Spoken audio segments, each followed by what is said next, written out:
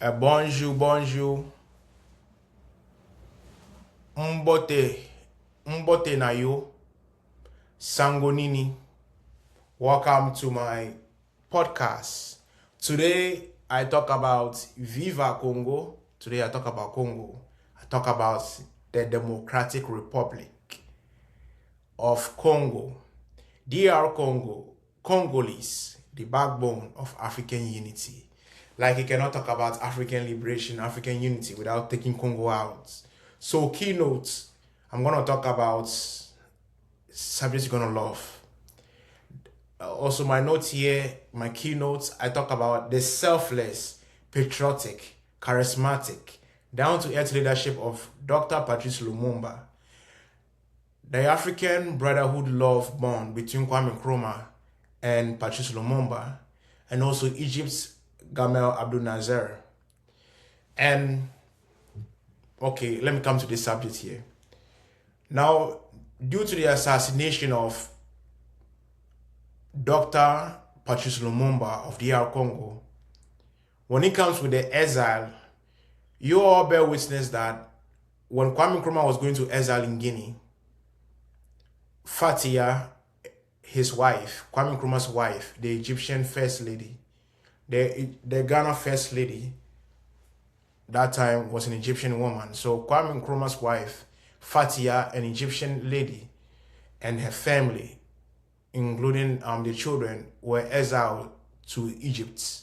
And in Egypt too, people don't know that Patrice Lumumba's wife and children were also exiled to Egypt.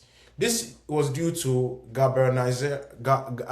president of Egypt around that time, President Gamal Abdel Nasser's love of unity. Now people have to understand this, that it is recently that North Africa doesn't want anything to do with their sub-Saharan Black African family. But if you talk about Pan-Africanism or African unity, you cannot take away Morocco, Algeria, Tunisia, Egypt, another North African country, Libya. All of them were part of the Pan-African movement, the African, unity movement. We have Ahmed Ben Bella of Algeria. We have Muammar Gaddafi of Libya.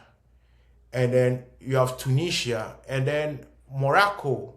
You talk about the Casablanca African event that took place in Morocco, which was unifying African symbolism. You have Kwame Nkrumah, the president of Morocco, and you have like minds like Ben Bella of Algeria, and also you have Tunisia first president being part of it. Like people, North Africa, if they may not accept this truth, North Africa will always be part of Africa. Whether those brothers don't want to be identified as Africans or not, they cannot deny the facts. They are Africans and they will always be Africa. So it's hard time that North Africans put their pride aside, humble themselves, and understand that their black sub-Saharan African brothers are not their enemies, but they are one with them, and put out this colonial enslaved mindset aside. Because when those Europeans was colonizing Morocco and Algeria and Tunisia, they didn't care about you being North African or whatever African country. So far as you're an African, they were colonizing you. But North Africa have to understand that if they're talking about African-based unity and African brotherhood, their sub-Saharan Black African brothers or family have always been there, loyal to them. So whatever that have happened that have brought our separation between our North African brothers, we want to tell them that they need to transform their mind and understand that the one who colonized us still see them as their enemies. But we have been their ally, true brotherhood, true sisterhood, and they need to unite with us.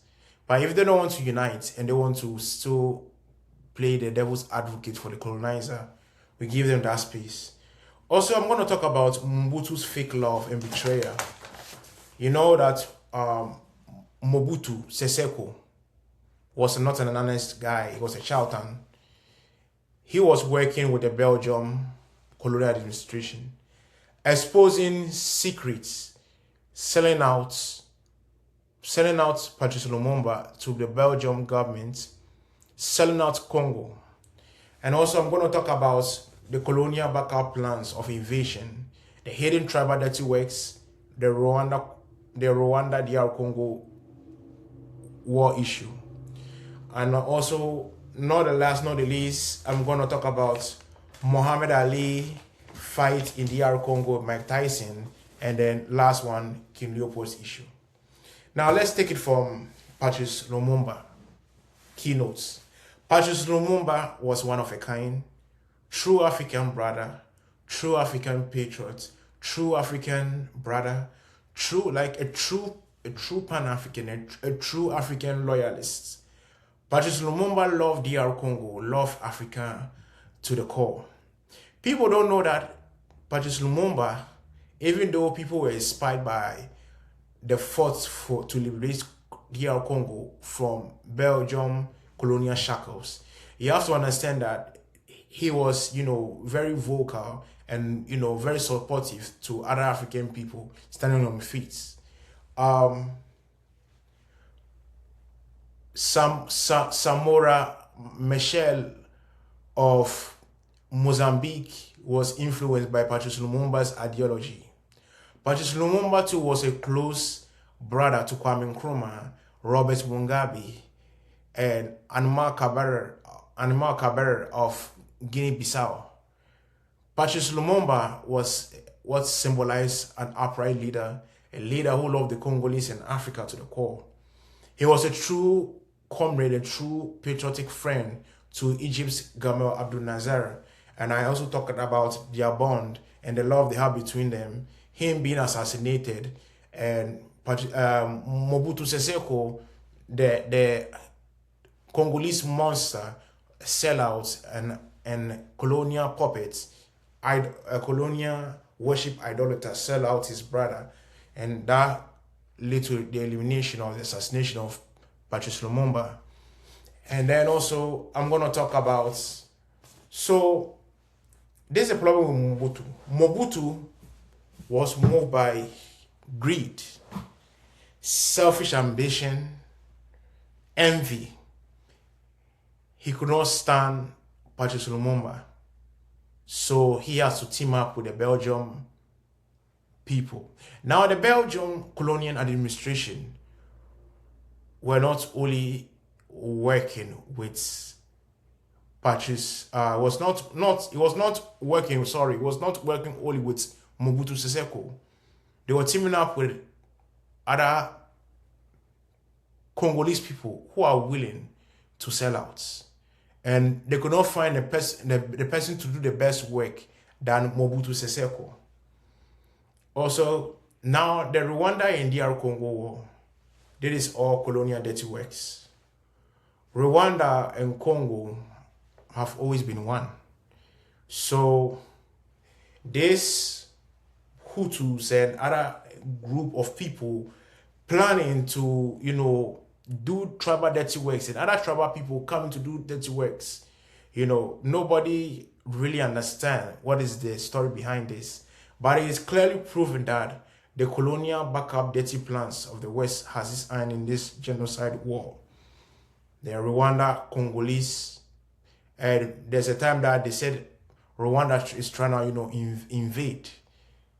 And this issue get out of their hands that an African leader had to reach out to the American president. And the American president promised them that this war will stop if you give me your resources and I'll protect your people, which is a delusional way of thinking. Also, let me talk about this thing real quick.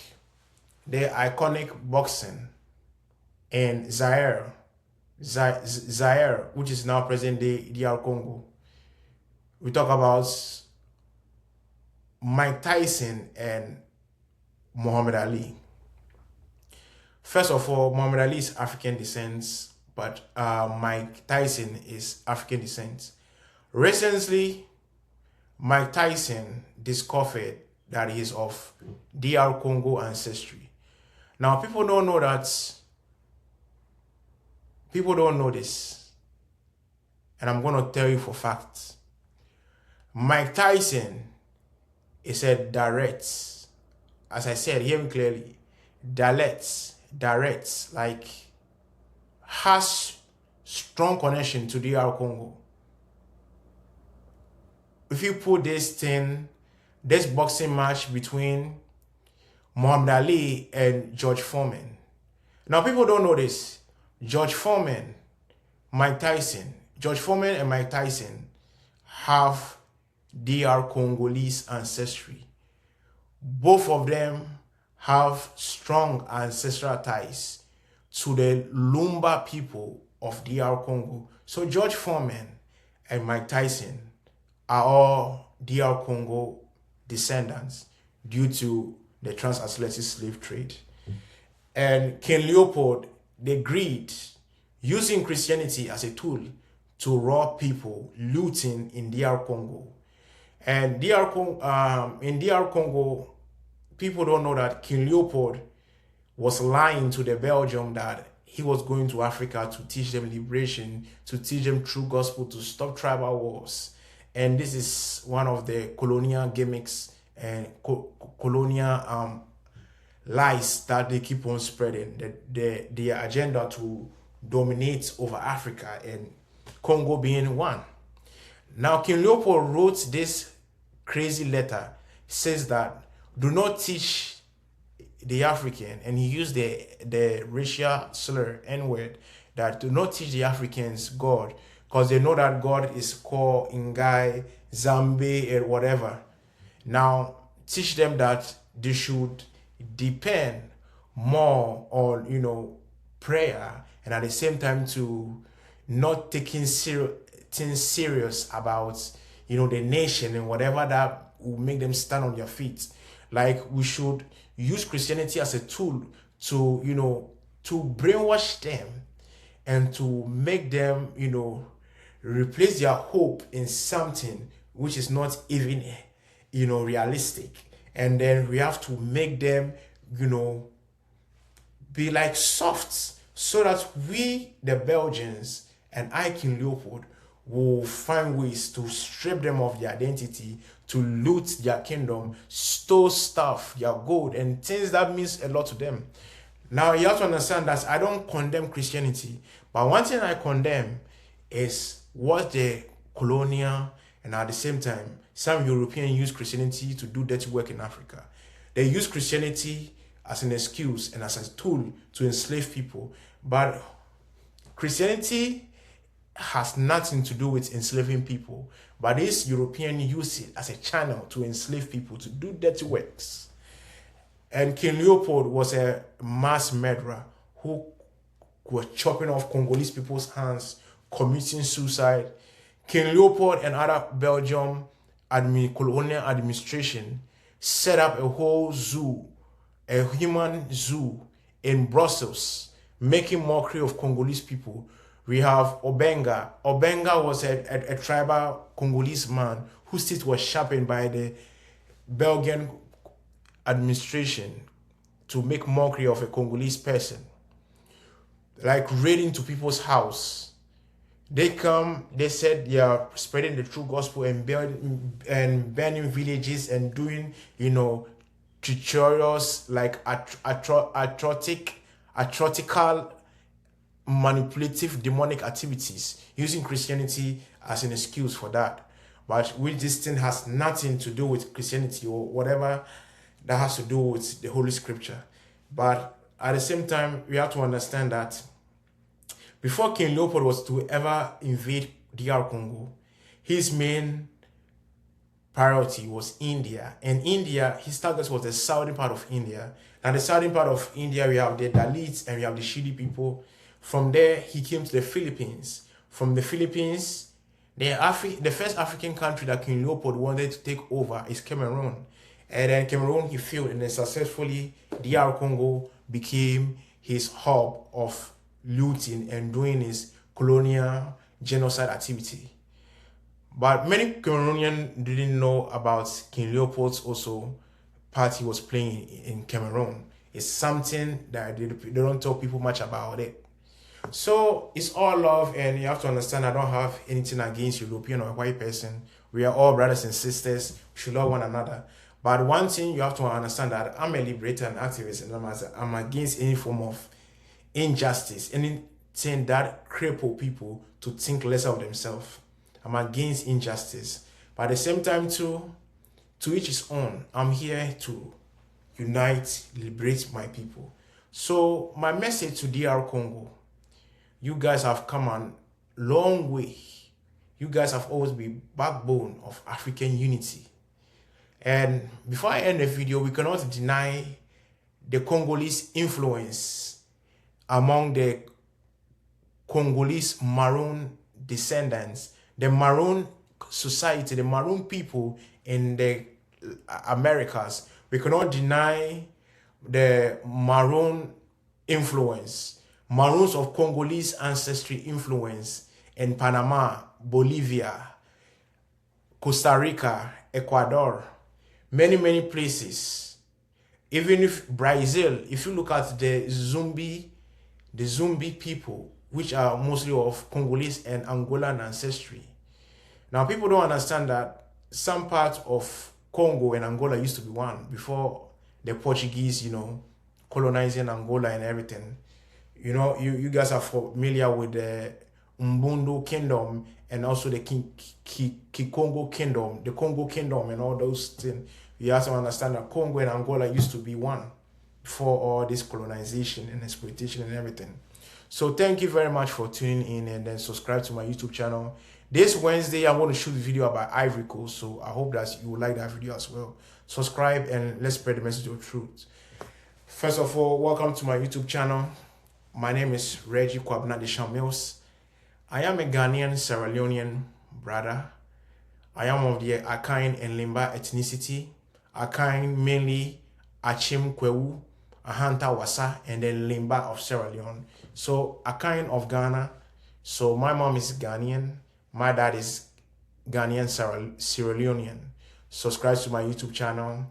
Let's spread the message of awakening and African unity. Africa unites. Unites now. Our unity should be a priority or we perish. Peace out.